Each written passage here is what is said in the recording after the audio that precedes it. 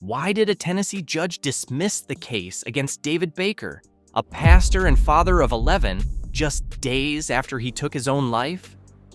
Was David Baker truly innocent of the grave allegations against him?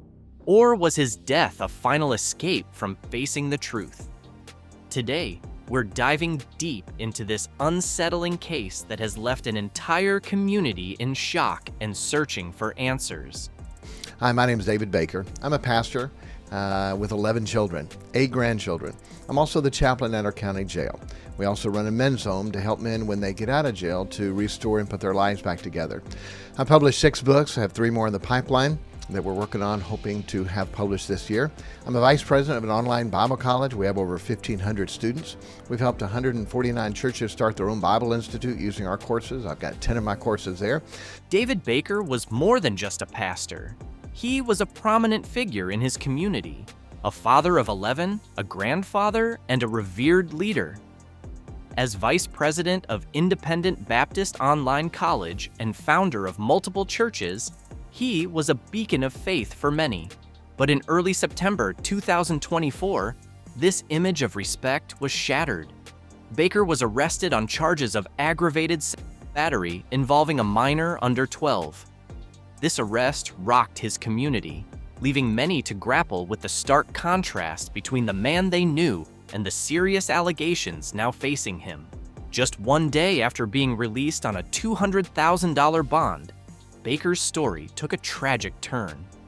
On September 11th, he walked into Maury Regional Medical Center, the very hospital where he was born, and took his own life in a public restroom.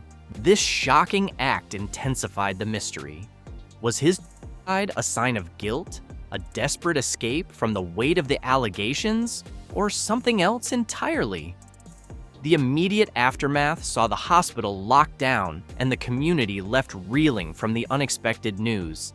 On September 13th, Tennessee Judge J. Lee Bailey III dismissed the charges against Baker. According to Tennessee law, if a defendant dies, any pending criminal charges are typically dropped. This dismissal might seem like a legal closure, but it leaves many questions unanswered. For the alleged victim and their family, this closure doesn't provide the resolution they were seeking. Instead, it may feel like a void, with no trial to offer a verdict or clear justice. Dr. Martin Cheney, CEO of Maury Regional Medical Center, expressed his condolences, stating, "We are deeply saddened by today's events. Our thoughts are with the family and our team." But for some, including former congregants like Amy Spires, the allegations were not entirely surprising. Spires described Baker as a wolf in sheep's clothing, voicing concerns that many victims might never be heard. There is nothing godly about him. He is a wolf in sheep's clothing. There's no telling how many victims, how many girl victims that are out there that he may have done this to.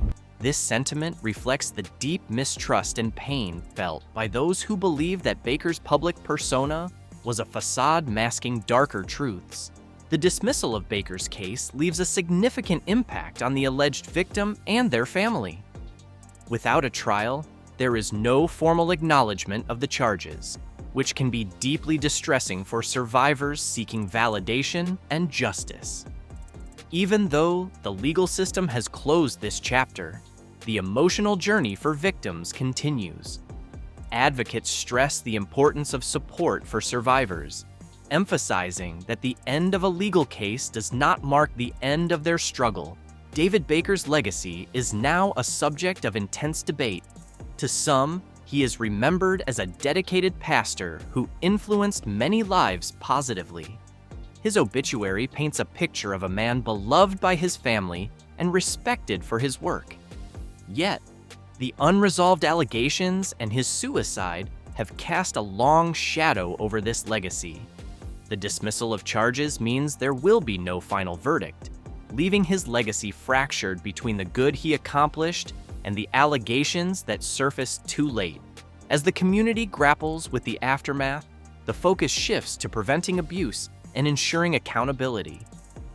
David Baker's story serves as a stark reminder of the need for vigilance in safeguarding vulnerable individuals. The most pressing question is how institutions can better protect those in their care. The tragedy highlights the importance of having robust systems in place to prevent abuse and hold those in power accountable. I want to shift our focus to a deeper reflection, a biblical one. In times of confusion, pain, and tragedy, the Bible offers wisdom that helps us understand the darker aspects of human nature. While the case of David Baker may leave many questions unanswered, it's a reminder for us to turn to Scripture for guidance, especially when it comes to sin, temptation, and the deceitfulness of the heart.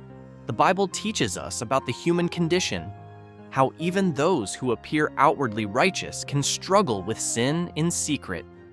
In Jeremiah 17:9, it says, "The heart is deceitful above all things and desperately wicked. Who can know it?"